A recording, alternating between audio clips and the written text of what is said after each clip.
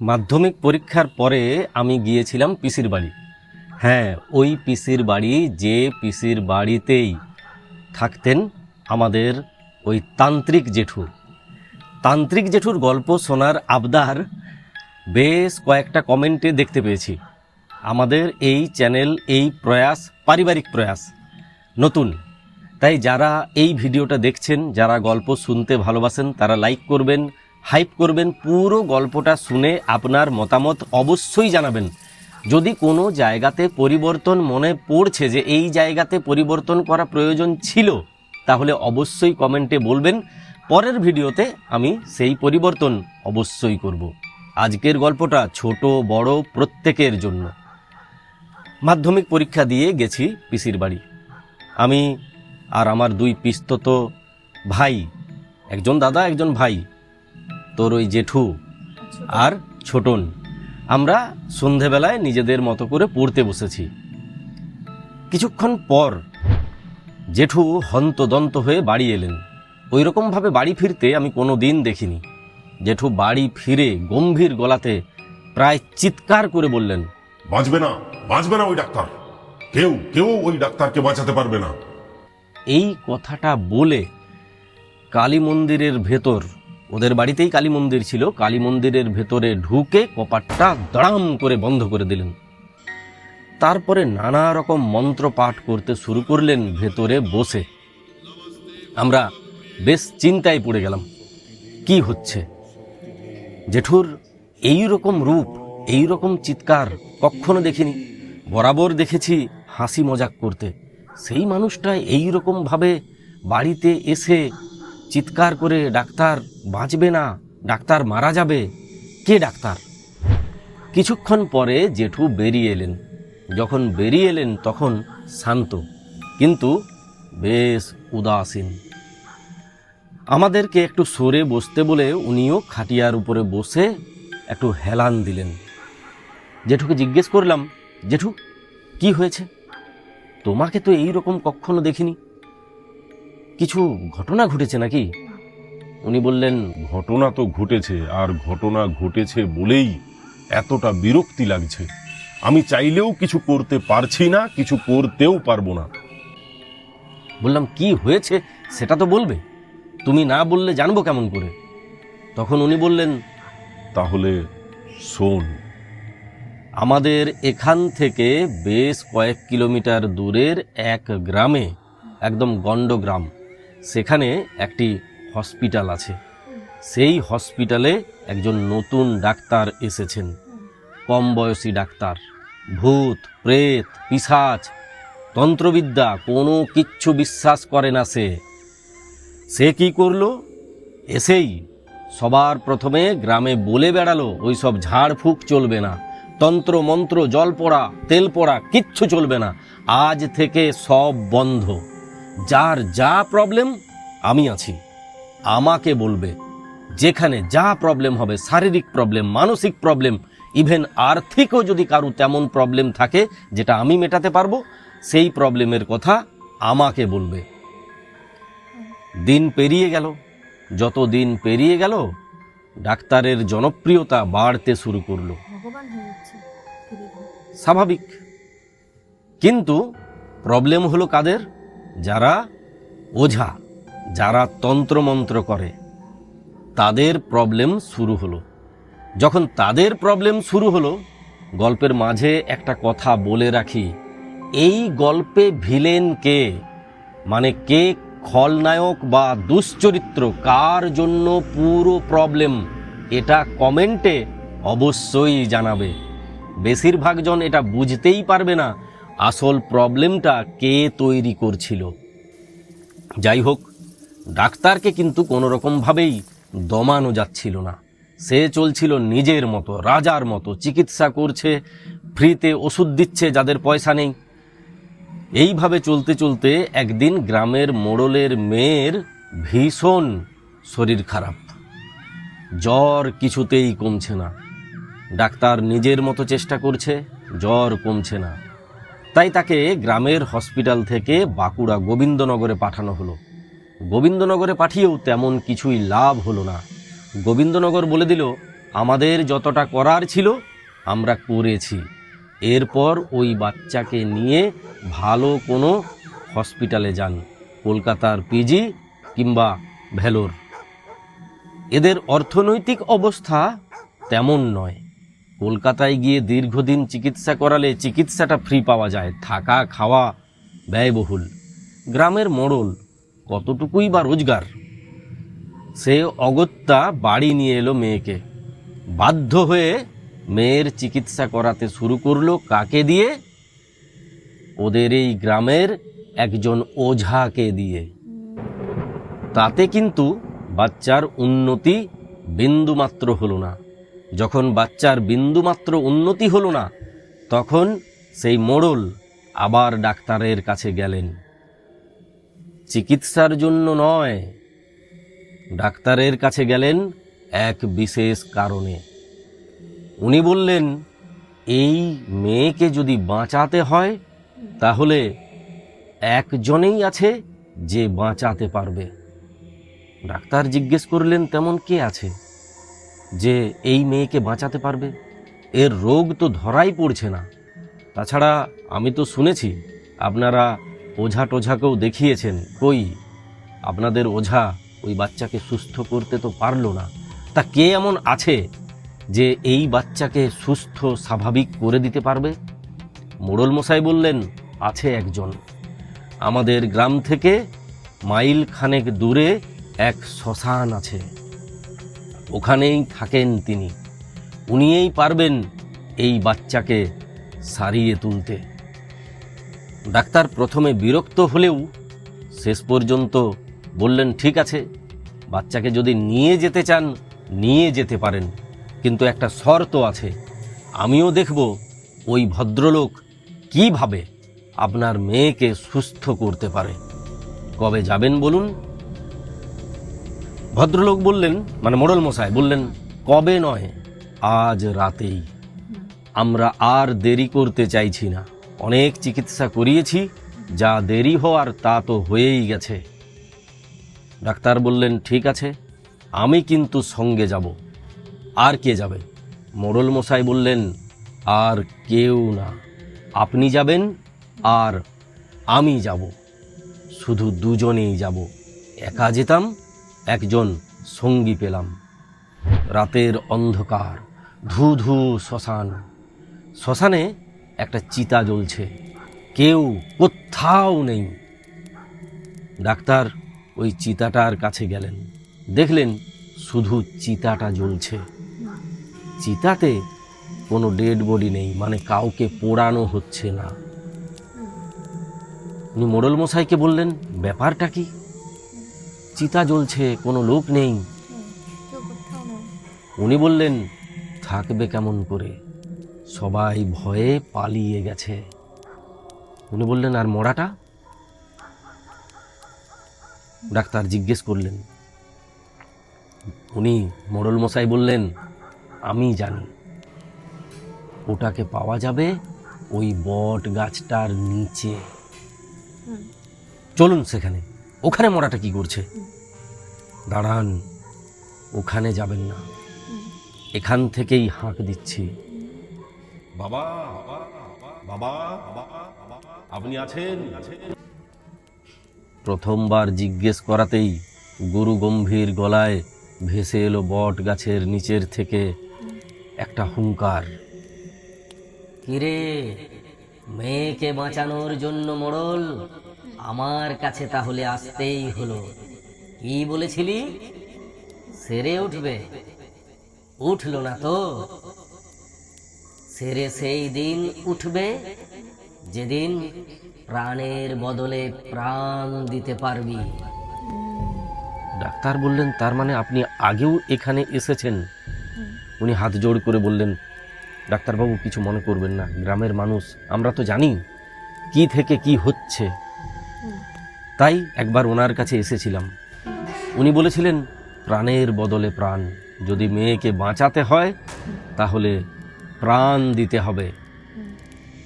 মানে মোড়ল নিজেকে মানে আত্মত্যাগ দিতে আসছিল মেয়েকে বাঁচাতে? না, আত্মত্যাগ দিতে আসেনি। সে যখন শুনেছে প্রাণের বদলে প্রাণ, তখন মোড়ল পালিয়ে গেছে। তখন আর কথা বাড়ায়নি।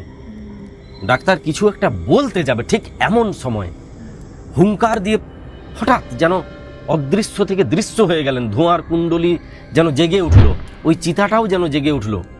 এক বিভৎস দেখতে তান্ত্রিক, গোটা শরীর জুড়ে তার জোটা, গলায় হাড় আর মুন্ডের মালা,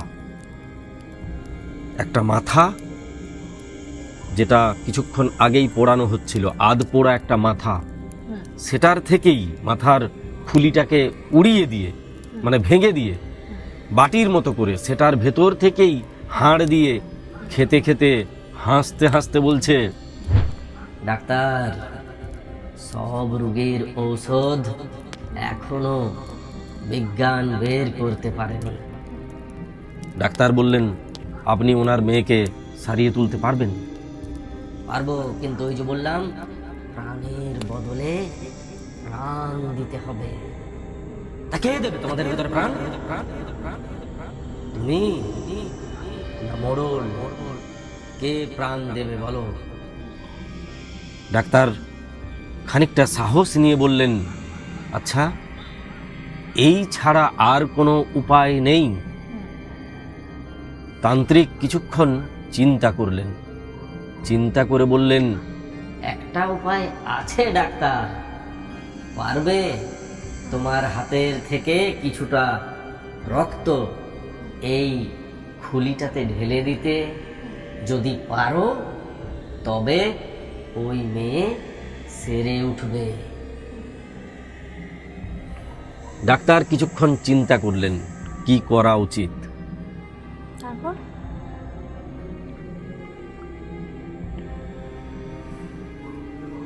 বাধ্য হয়েই ওনার প্রস্তাবে ডাক্তার রাজি হয়ে গেলেন। মোড়ল মশাই বারণ করলেন, এমনটা করবেন না ডাক্তার বাবু, আমি দিচ্ছি রক্ত। তান্ত্রিকের এক কথা, ডাক্তারের রক্ত চাই। ডাক্তার, রক্ত তোমার চাই, শিক্ষিত পবিত্র রক্ত চাই। এদের রক্তে কাজ হবে না।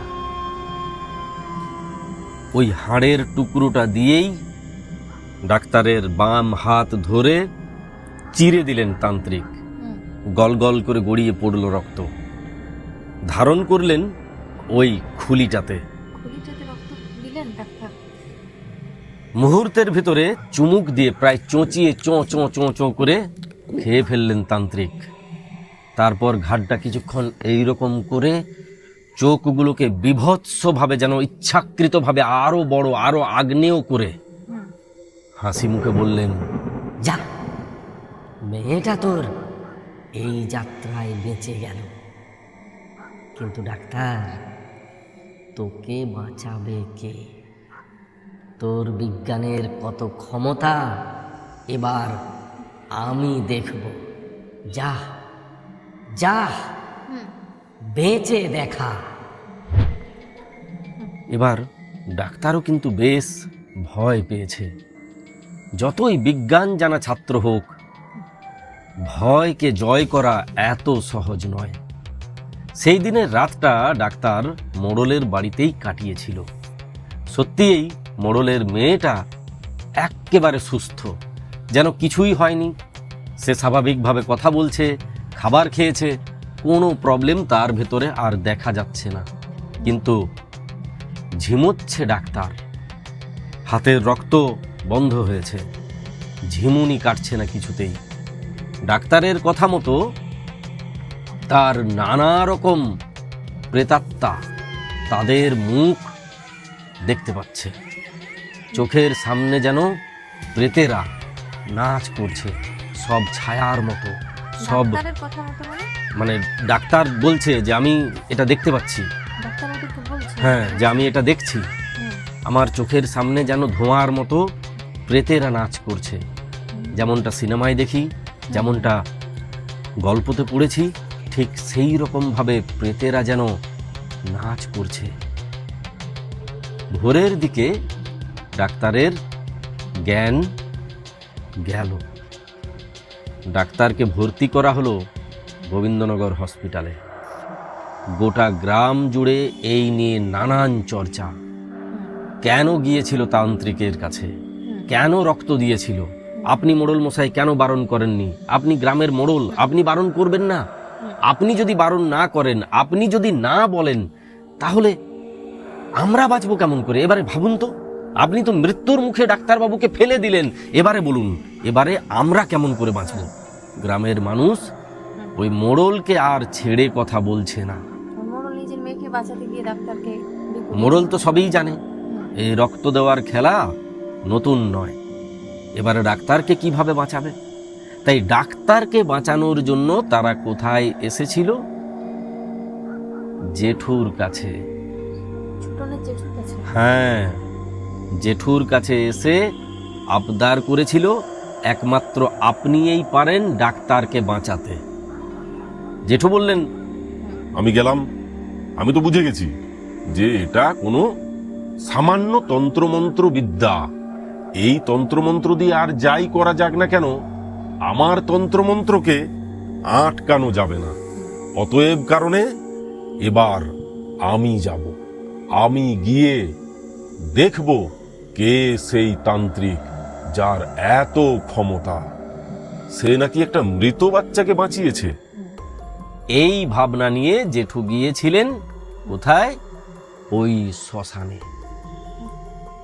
জেঠু ওই শ্মশানে গিয়ে যখন তান্ত্রিককে দেখে তখন চিৎকার করে উঠেছিল, নিজের মুখে বলছে, আরে আমি যেটা দেখেছি তোরা কল্পনা করতে পারবি না। ও ভৈরব, ও প্রেত, ও কোনো তান্ত্রিক নয়। ওর দেহটাও ওর দেহ নয়।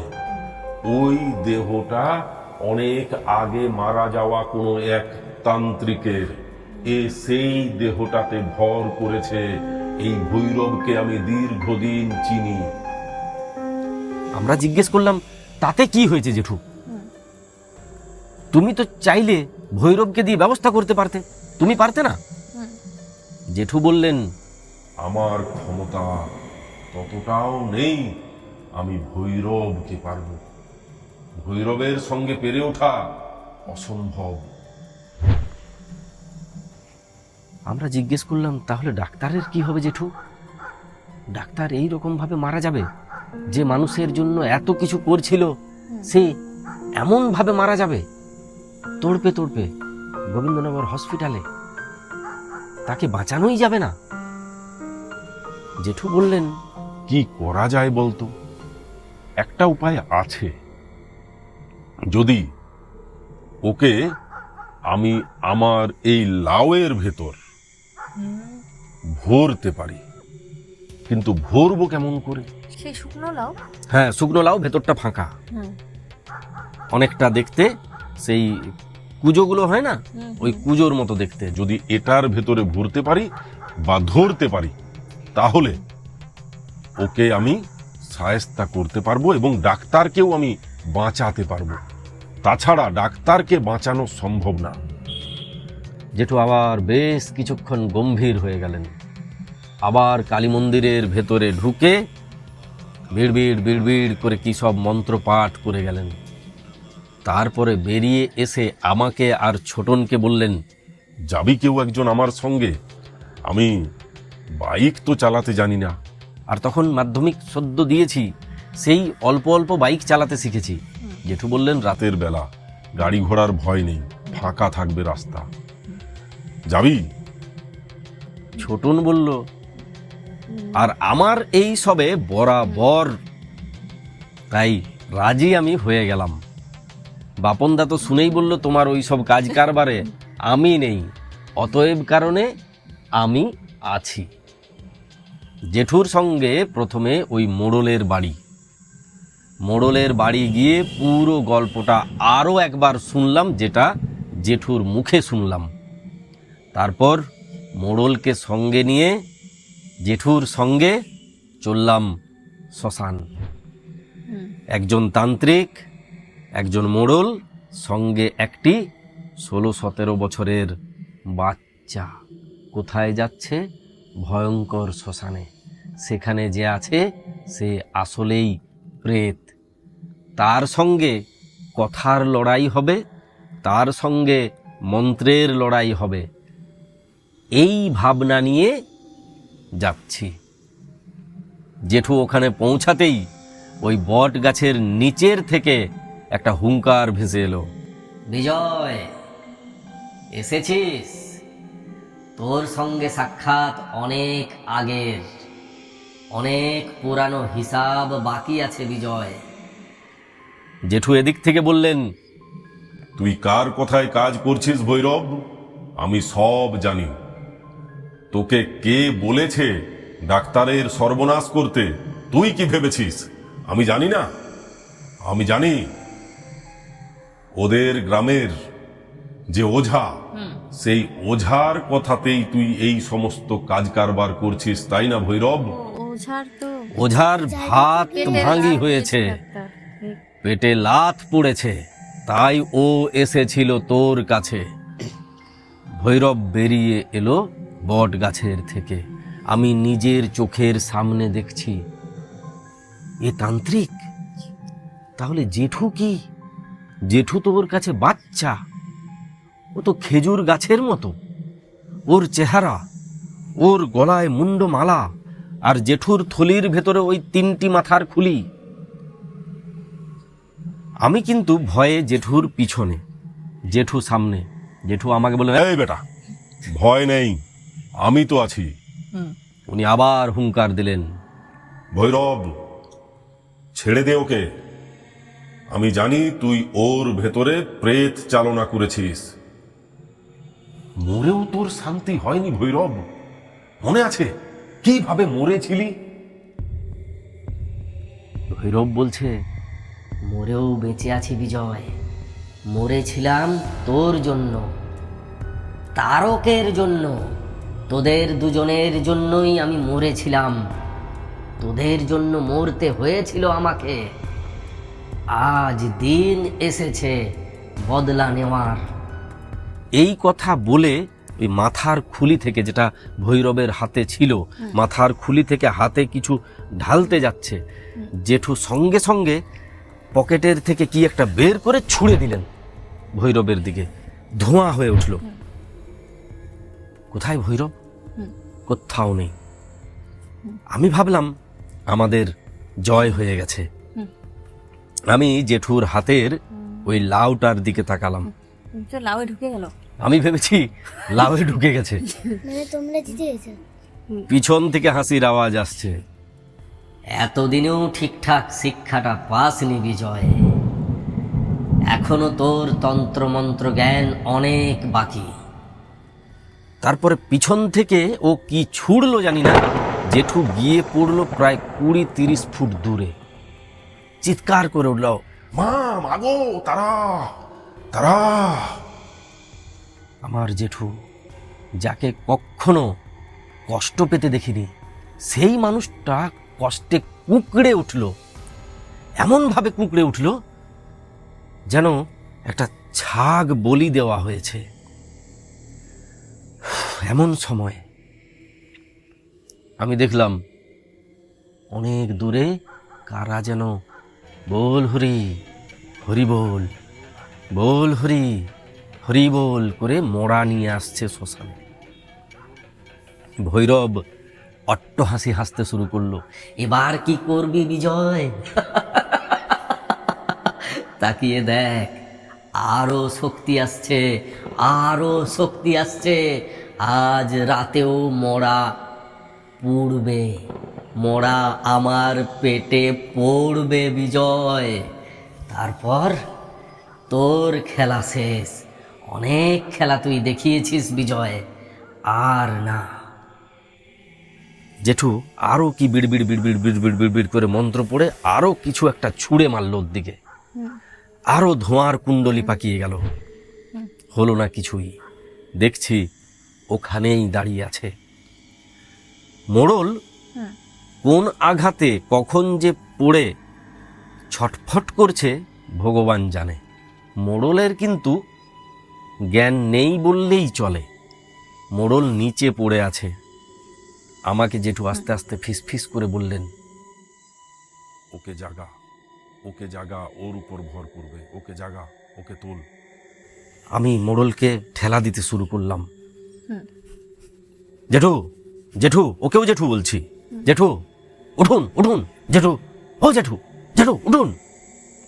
আবার ধোঁয়ার কুণ্ডলি উঠল একবার, দেখলাম আমার জেঠু নেই, আরো কিছুটা দূরে গিয়ে পড়েছে। হুম। একবার জেঠু হাসছে, একবার ওই ভৈরব তান্ত্রিক হাসছে। হুম। আর তোমরা ভয় পাচ্ছ। আমরা ভয় পাচ্ছি যে কি হবে। আমরা তো ভাবছি আজকে মনে হয় আমার জেঠু যা হবে ভালোই হবে এবার।